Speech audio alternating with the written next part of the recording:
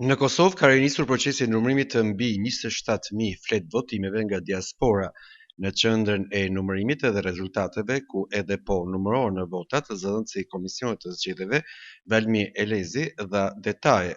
Të njëjtën pasdite në 11 komuna ka rifilluar procesi i verifikimit të rezultateve të subjekteve politike nga formularët e plotësuara në vetvotime dhe numërimi i votave të kandidatëve për deputet.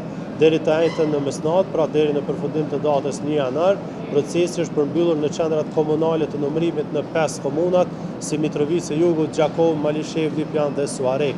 Ndërkaq po vazhdon në 6 komuna tjera: Prishtinë, Pep, Prizren, Podujev, Gjilan dhe Ferizaj.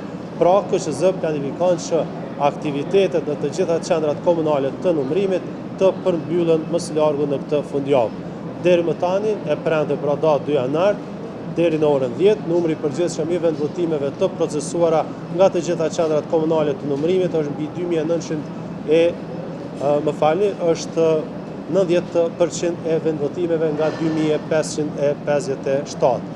Lëvizja Vetëvendosi fitoi zgjedhjet e parakohshme parlamentare me 28 dhjetor, duke siguruar 56 mandate në parlament, 8 më shumë se sa në zgjedhjet e 9 shkurtit.